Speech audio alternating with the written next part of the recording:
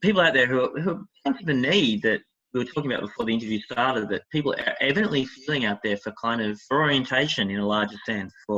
That's it. I mean, the way I'll put it to my students when I teach Stoicism and I teach a course on philosophies of happiness, consumerism offers you images of happiness and promises you products, and it tells you that these external things are going to make you happy. They're going to make you beautiful. They're going to give you a beautiful partner. They're going to make your neighbours envy you. They're going to make you successful and gratified. And I think people realise, I mean, at different points in their life, I think everybody confronts the possibility that that just doesn't work. Yeah. And so there is this need, and obviously where there's a need, people will emerge to try and fill that need, and some of them might not be altogether, capable of filling that need. They might be exploiting people and so on. But Yeah. I mean, I think the need is genuine, and I think that ancient philosophy was very much responding to a similar kind of cultural situation. I mean, it's democratic Athens. It's also Athens in a period of kind of decline, of a really profound set of social changes had occurred over the last 200 years. Traditional values were in question, as I think traditional values in the West have been in question for the last 200 years.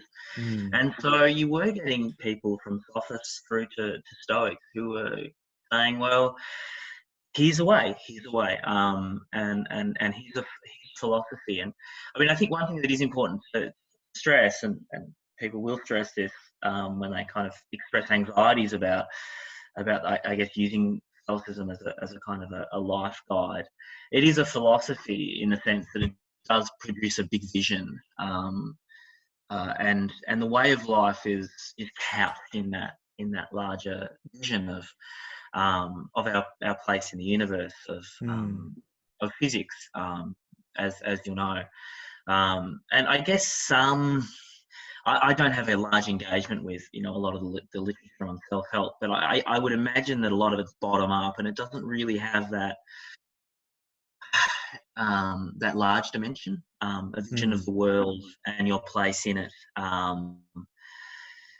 I think it's important for people to have access to things that are helpful and give guides, but I think what makes a philosophy, or at least one of the things, is also that it does give you that larger vision. Why are things that are external to us not satisfying?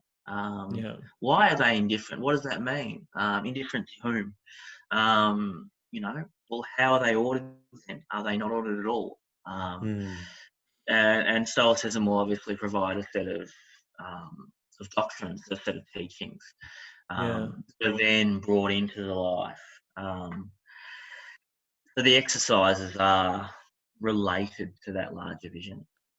Yeah, definitely. And that's one beautiful thing about the Stoic definition of philosophy. I just did an episode, actually the first episode on the Practical Stoic Bites podcast, which is all about Epictetus's version of philosophy, which is, it has to be wed with action, in the view that you're going to try and test these principles and see if they affect your life positively.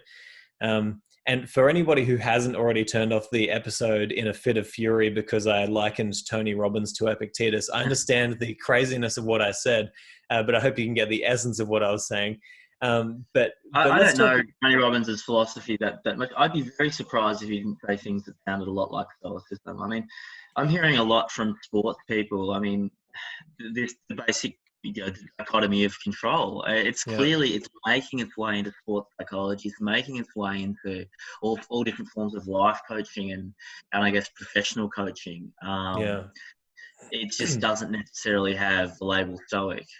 So I'm really surprised if some of what Robbins was saying, I don't know his philosophy or his position. Well, yeah, look, he is a very kind of consumerist kind of, success philosophy teacher. It's kind of like, you can go out there and you can get what you want, you can have what you want, which is fine, right?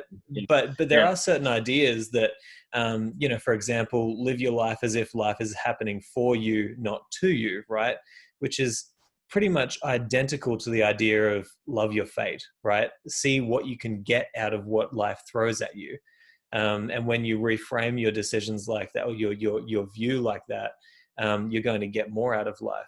These are simple ideas that you can see have been passed on from generation to generation, and now we have them, and they look like something else, but they come from these ancient philosophies.